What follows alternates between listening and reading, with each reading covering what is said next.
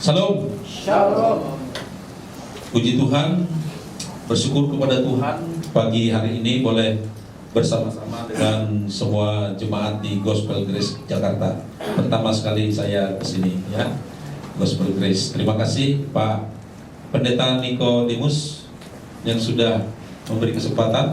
Terima kasih semua jemaat, Simon dengan Pak John ya, semua juga Ibu Gembala ya, semua. Stephen, ada Stephen saya lihat.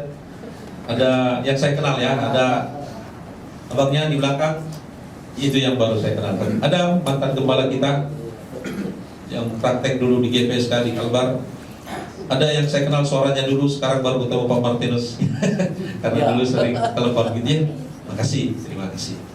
Baik, saudara-saudara yang dikasihi oleh Tuhan, hari ini seperti yang diberikan judul kepada saya,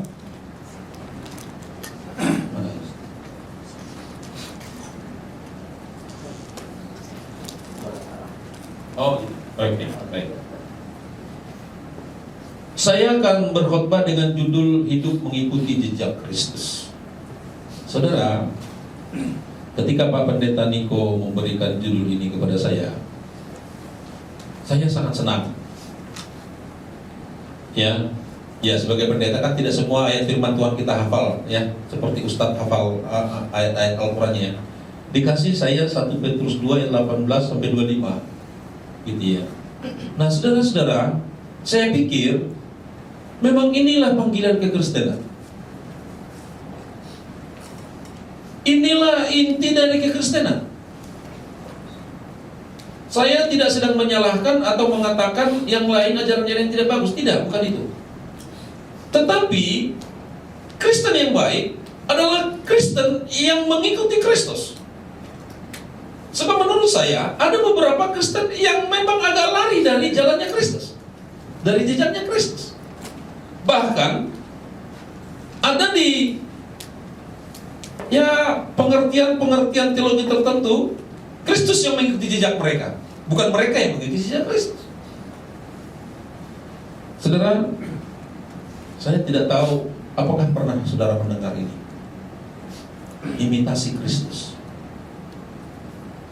Ya, dalam pengajaran teologi dari abad-abad awal ini dikenal dengan baik.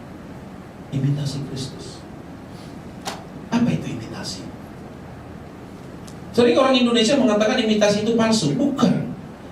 Imitasi itu artinya adalah tiruan. Tiruan itu tidak selalu palsu. Saudaraku, imitasi itu adalah gambaran, duplikat. Memang dia bukan aslinya, tetapi dia adalah sama dengan aslinya. Itulah imitasi. Imitasi Kristus. Para bapak-bapak gereja di awal kekristenan ini ditekankan dengan berbagai ajaran-ajaran. Imitasi Kristus. Saya pernah berkhotbah begini, saudara, tentang imitasi Kristus. Saya kasih analogi bulan. Saudara, ketika kita malam ada bulan, sinar bulan, ada terangnya. Sering kita berkata itu adalah sinarnya bulan. Apa istilahnya ya? Terang bulan ya. Saya mau bertanya, bulan punya terang atau tidak? Dia masih mengencangkan terang atau tidak? Yang kita pelajari di bangku sekolah lah. Saudara pernah makan bangku sekolah kan? Saya sih duduk di bangku sekolah, makan sih enggak. Ya, saudara, adakah bulan bisa menghasilkan terang? Tidak. Di bangku sekolah kita diajar terang yang dipancarkan bulan itu adalah terang matahari. Bulan itu hanya memantulkan terang. Saudaraku, kita sebagai manusia nggak bisa menghasilkan terang. Tapi biarlah yang terpantul dari hidup kita adalah terang Kristus. Kesaksian itulah terang itu. Semua kehidupan Kristen itulah terang itu. Seharusnya terang itu bukan karena hikmat kita sebagai manusia, bukan karena kepintaran kita, tetapi karena Kristus. Sebab sepintar apa saya, sebagus apa saya, sehingga saya bisa memakhlukkan terang yang bisa dilihat orang, membuat orang bisa berubah, bertobat. Bukankah sebagai manusia dosa, saya ini sudah buram, bahkan hitam. Jadi saya tidak bisa memunculkan terang. Imitasi juga seperti itu, saudara. Benar kita bukan Yesus, benar kita bukan Kristus, tetapi kita adalah tiruan-tiruannya. Maka firman Tuhan berkata, Yesus itu sebagai yang sulung dari banyak saudara. Kitalah saudara-saudaranya itu. Kemudiannya. Imitasi Kristus itu, saudaraku, adalah satu penggambaran ciptaan yang baru, yang sudah dibarui. Berbeda dengan imitasinya Adam. Ingat, ada imitasinya Adam. Imitasinya Adam adalah manusia Ingatlah, karena satu orang dosa masuk ke dalam dunia dan semua terhukum karena dosa itu. Tetapi karena ketaatan satu orang, maka dunia itu diselamatkan. Imitasinya Kristus. Mengikuti jejak Kristus, saudaraku, yang seperti di judul tadi. Saya pikir kita harus menjadi imitasinya Kristus, tiruan-tiruannya Kristus. Kristus kecil dalam tanda kutip, dimanapun kita berada. Nah, saudaraku, firman Tuhan yang diberikan tadi di 1 Petrus 18, saudara, kalau kita perhatikan, ya, saya akan baca. Saya belum baca dari tadi, ya. Saking semangatnya, gitu. Memang begitu saya berkhotbah. Tidak sering, tidak langsung baca firman Tuhannya. Ya, masih pendahulu beberapa menit Pak, gitu ya. Nah, berapa lama nih khotbahnya? Saya akan baca. Silakan saudara mengikuti masing-masingnya dari kitabnya. Demikian bunyi firman Tuhan. Hai kamu hamba-hamba, tunduklah dengan penuh ketakutan kepada Tuhanmu, bukan saja kepada yang baik dan peramah, tetapi juga kepada yang bengis. Sebab adalah kasih karunia jika seorang karena sadar akan kehendak Allah menanggung penderitaan yang tidak harus ia tanggung. Sebab dapatkah disebut pujian jika kamu menderita pukulan karena kamu berbuat dosa? Tetapi jika kamu berbuat baik dan karena itu kamu harus menderita, maka itu adalah kasih karunia pada Allah. Sebab untuk itulah kamu dipanggil, karena Kristus pun telah menderita untuk kamu dan telah meninggalkan teladan bagimu, supaya kamu mengikuti jejaknya. Ia tidak berbuat dosa, dan tipu daya tidak ada dalam mulutnya. Ketika ia dicaci maki, ia tidak membalas dengan mencaci maki. Ketika ia menderita, ia tidak mengancam, tetapi ia menyerahkannya kepada Dia yang menghakimi dengan adil. Ia sendiri telah memikul dosa kita di dalam tubuhnya di kayu salib, supaya kita yang telah mati terhadap dosa hidup untuk kebenaran.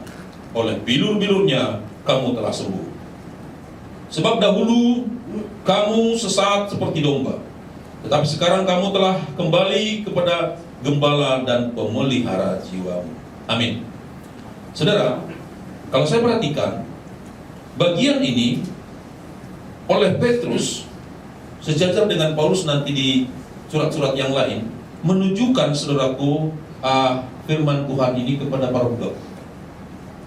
Ayat 18, ya, hamba sahaya. Hai kamu hamba. Ya. Saudaraku, pertanyaannya, kenapa ada khusus untuk hamba, untuk para budak? Paulus di surat Kolose 3 dikatakan juga seperti itu. Petrus juga. Bagi saya surat ini sangat menarik. Saya dulu berpikir, kenapa ya ada khusus bapak-bapak kan, hai kamu bapak-bapak, hai kamu istri-istri, ya, suami-suami gitu ya, anak-anak. Ini pada para hamba. Ternyata setelah saya renungkan, saya menemukan sesuatu yang menurut saya menarik sekali. Saya pernah jadi karyawan dalam waktu yang sangat singkat, mungkin sekitar 3 bulan atau 4 bulan. Saya menjadi satu karyawan satu perusahaan di Jakarta ini dulu. Saya dulu di Jakarta, ya, tahun 94 saya di Jakarta dulu, ya. Tahun 2007 saya meninggalkan, dan bukan meninggalkan ya, apa namanya? Meninggalkan Pak Syah, bukan meninggal dari sini gitu. Meninggalkan gitu ya. Kayak orang barat saya ini, nggak tahu bahasa Indonesia. Saya suka gurau gitu ya. Saudara, ketika saya bekerja di satu perusahaan itu dalam waktu yang singkat itu, saya bekerja dengan banyak orang. Karena karyawannya banyak. Dan banyak karyawan itu adalah kawan kita sebelah yang hijau. Paham maksud saya? Gitu ya. Saudaraku, karyawan rendahan, karyawan paling rendah. Budak menurut saya, dalam tanda petik sesuai dengan ayat ini ya, paling rendah. Saudara, saya lihat etos kerja mereka, saudara. Asal-asalan, saudara. Kerja sebentar-sebentar, maaf ya, saudara. Sebentar-sebentar pergi ke WC, nongkrong di WC sambil merokok. Padahal jam kerja. Ya, kalau ada mandor baru rajin kerjanya. Ya. Saudara, saya tidak tahu apakah saudara pernah memiliki pengalaman seperti itu. Bayangin saudaraku, orang-orang yang seperti ini bermental tidak baik. Mereka sebenarnya parasit di perusahaan itu. Padahal mereka hidup dari perusahaan itu. Tetapi mereka, saudaraku, benar-benar saudaraku tidak menguntungkan bagi perusahaan. Ini konteks perusahaannya. Hamba zaman dahulu kemungkinan juga bisa seperti itu. Hamba di zaman dahulu, saudaraku, budak-budak itu, saudaraku, ya, mereka kemungkinan besar juga tidak setia kepada Tuhannya. Mencuri, jam kerja yang gak jelas, dan segala macam. Sehingga karena kesaksian hidupnya yang tidak baik itu, Petrus maupun Paulus perlu untuk mengingatkan mereka yang sudah bertobat menjadi pengikut Kristus, supaya cara hidup yang lama itu jangan dibawa lagi. Maka dikatakan di situ, hai kamu hamba-hamba, khusus diberikan kepada mereka untuk memperbaharui etika hidup mereka, membaharui semua paradigma mereka setelah mereka dalam Kristus. Nah, sering di dalam kekristenan kita, tubuh kita menjadi Kristen, masih lumayan kalau tubuh. Karena KTP kita saja yang jadi Kristen, hidup kita belum, masih hidup yang lama. Iya kan? Saudara-saudaraku, sudahkah kita menjadi Kristen dengan baik? Sudahkah kita menjadi hamba-hamba yang sudah diubah paradigmanya oleh Kristus? Ketika saudara bekerja, di mana saudara hari ini bekerja? Apakah kita melakukan itu seperti untuk Tuhan? Atau hanya sekedar seperti pekerja-pekerja dunia? Istirahat jam 12, jam 11 sudah mulai siap-siap. Iya kan? Saudaraku yang dikasih oleh Tuhan, kalau saudara bisa bandingkan, bisa baca itu di Kolose 3 ayat 22, sama ayat yang similar, yang sejajar. Di sini diingatkan oleh Paulus. Maksud saya, ini kan tulisan Petrus, Paulus juga mengingatkan. Petrus, dua rasul besar Petrus dan Paulus sama-sama mengingatkan mentalitas ini. Ini mentalitas. Mentalitas itu, saudaraku, buah dari paradigma. Bagi Kristus yang diubah, yang utama adalah paradigma kita, sehingga mentalitas kita juga berubah.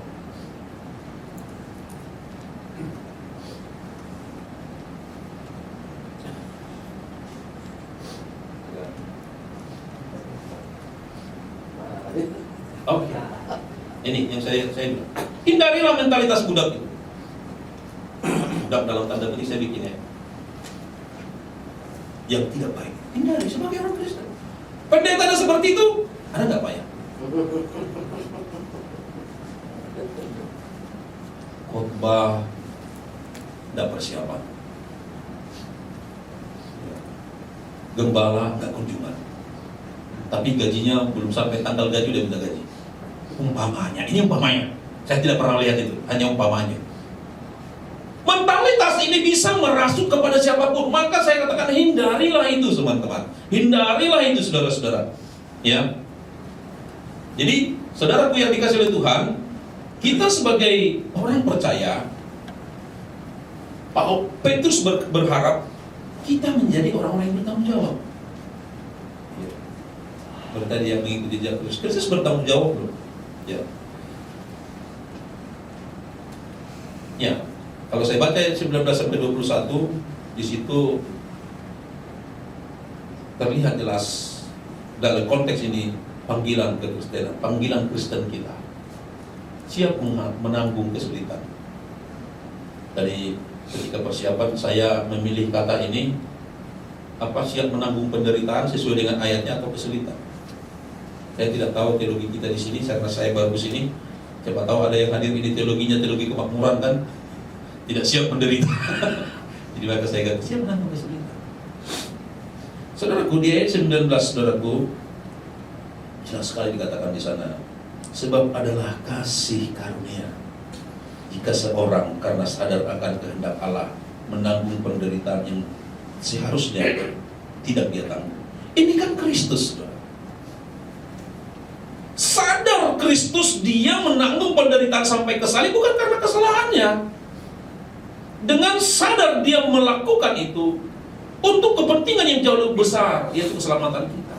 Nah, itu Petrus berharap kita juga seperti itu. Kalau memang karena kita, saudaraku, bukan karena kesalahan kita menanggung penderitaan, pasti kalau karena kesalahan kita, kita menderita, kita terhukum, ya siapapun bisa harus menjalaninya.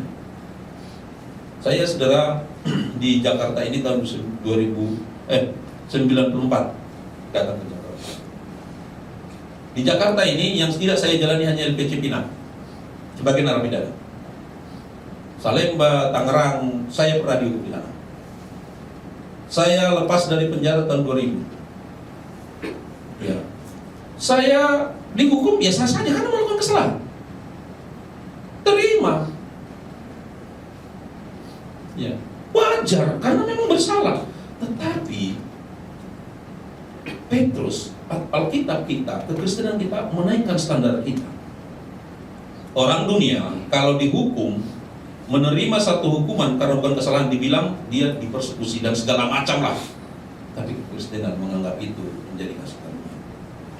Nanti ingat ya di awal ya, untuk konteks hamba ya. Kan kita ini semua hamba. Ya. Nah, saudara-saudara, cara pandang kita harus diubahkan dalam kekristenan dari ayat ini. Orang dunia melihat penderitaan dan kesulitan yang dihadapi, dia, saudaraku, bisa menafsirkannya itu sebagai hukuman, karma, apalagi segala macam kan. Ini karena saya ini, atau bahkan menyalahkan orang lain. Saya menderita karena orang lain, karena pimpinan saya, karena teman kerja saya, karena segala macam orang dunia. Tetapi di dalam kekristenan, saudaraku, paradigma cara pandang yang harus diubah, bahwa penderitaan, kesulitan yang kita hadapi itu tidak kebetulan. Itu Tuhan izinkan untuk membentuk kita, dan kita harus menganggapnya kasih karunia-Nya Tuhan. Kenapa kasih karunia? Ada kesempatan Tuhan berikan kepada kita untuk berubah, untuk bertumbuh. Maka diberikan kasih karunia. Gitu. Ya. Jadi, saudara-saudara, ayat 19 sampai 21 itu dikatakan di situ, saudaraku, bahwa ayat 21, sebab untuk itulah kamu dipanggil. Ya, untuk apa, saudaraku? Menderita, saudara. Coba buka Filipi, Pak Frans, kawan. Filipi 1 ayat 29. Saya sangat senang dengan ayat ini. Coba baca, Pak. Filipi 1:29. Sebab kepada kamu dikaruniakan bukan saja untuk percaya kepada Kristus, melainkan juga untuk menderita untuk Dia. Iya. Orang Kristen harus tahu ini. Jangan hanya tahu, hanya mau diberkati. Kamu dipanggil menerima berkat 30 kali lipat, 60 kali lipat, 100 kali lipat. Ya, kita tahu itu. Dan kita siap untuk itu. Tetapi siap gak untuk ini? Yang Filipi 1 ayat 29.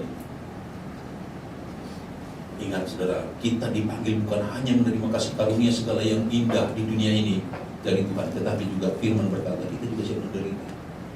Atau bahasa saya, kesulitan. Siapa kita untuk itu?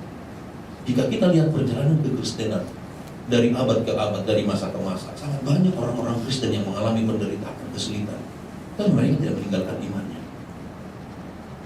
Saya bukan anti teologi kemakmuran. Saya juga bukan pendukung teologi penderitaan, tetapi saya mendukung teologi keseimbangan. Bagi saya, sebagai pengikut Kristus, diberkati atau tidak diberkati secara materi itu bukan ukuran. Tetapi ukurannya adalah entah kita diberkati atau tidak, kita tetap setia kepada Tuhan. Itu yang utama.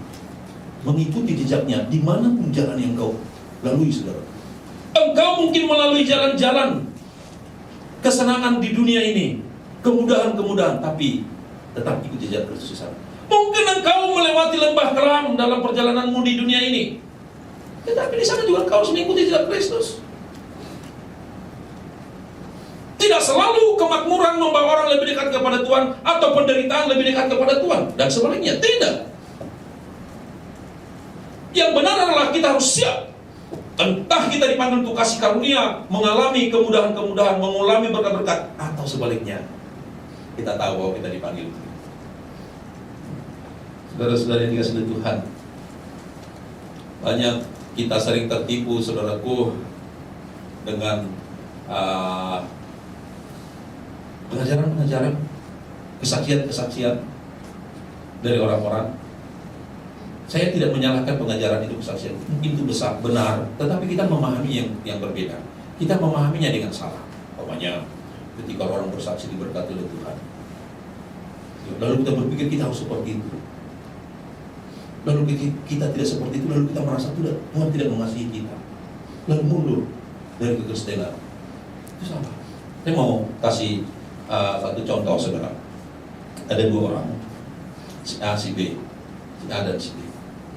Sama-sama orang Kristen, sejajar, sama-sama pengurus gereja, pelayan Tuhan, sama-sama memiliki penyakit yang sama, persis penyakitnya. Katakanlah mungkin penyakit yang parah, apa ya? Cancer. Samanya cancer, sama cancer otak, katakanlah dua-duanya. Si A berdoa, Tuhan, saya percaya Engkau sanggup menyembuhkan aku. Aku percaya ada mujizat. Dia berdoa seperti itu. Si B juga berdoa yang sama, persis. Tetapi si A sembuh, si B mati. Siapa yang dikasih Tuhan?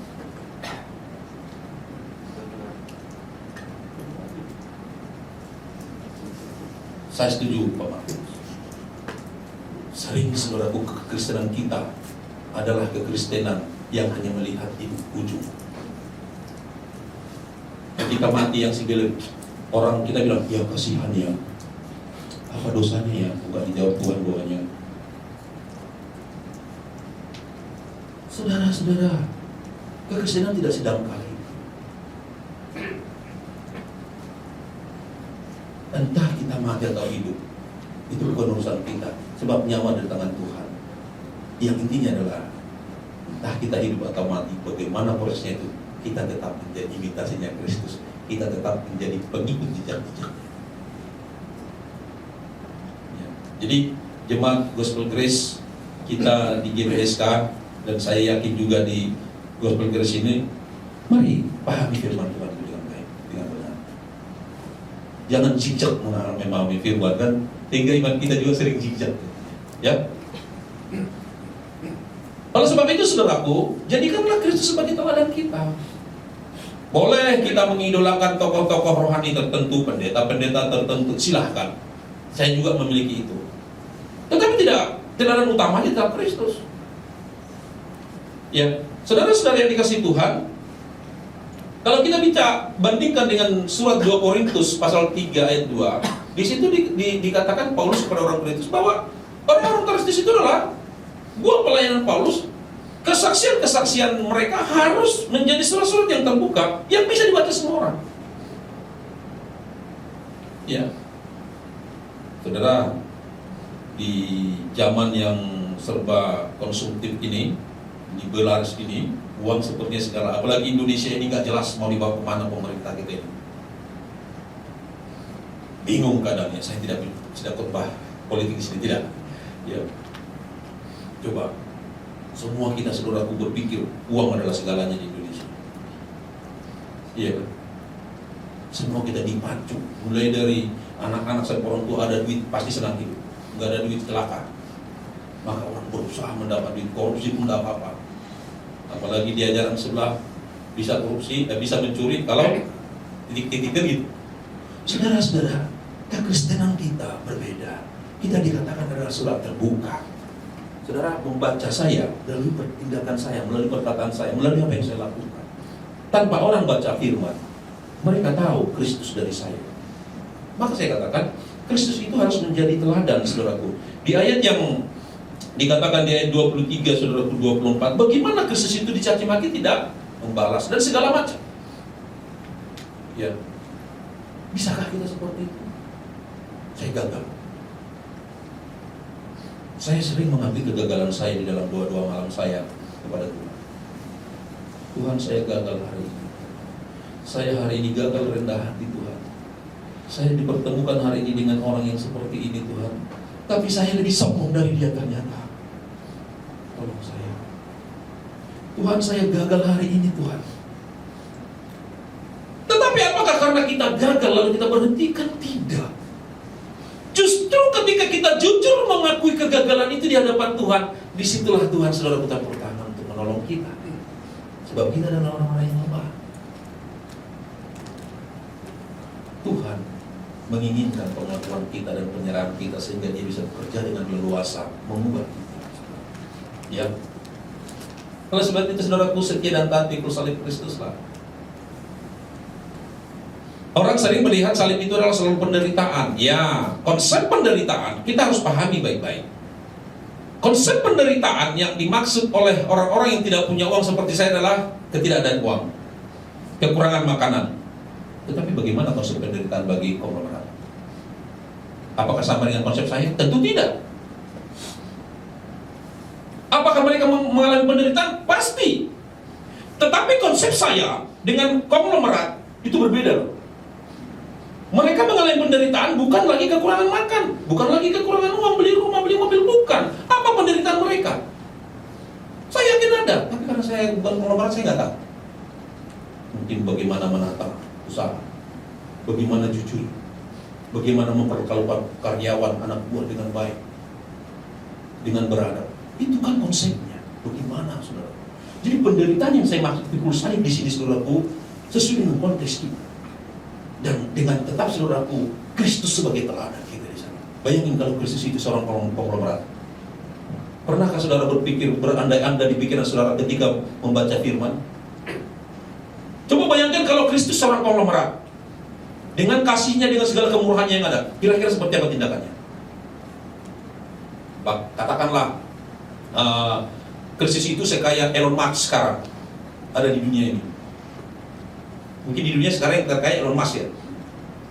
Elon Musk itu, saudaraku, seperti itulah kayaknya Kristus sekarang. Kira-kira bagaimana perbuatannya? Saudaraku yang dikasihi Tuhan, ingat baik-baik. Apapun situasimu, apapun keadaanmu, pikul salibmu, saudaraku, dengan melihat Kristus sebagai teladan. Ya.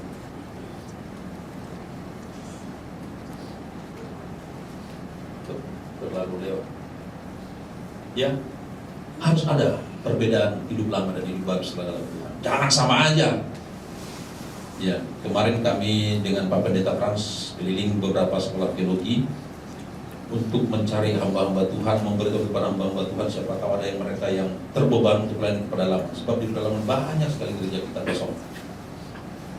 Ya, di beberapa sekolah teologi kami ketemu dengan pimpinan-pimpinan sekolah teologi yang bercerita di tempat-tempat lain itu hamba-hamba Tuhannya kalau mau khotbah, cari inspirasi dulu, cari kekuatan dulu di luar mimbar. Yaitu apa? Cium. Baru masuk ke sini. Supaya percaya diri.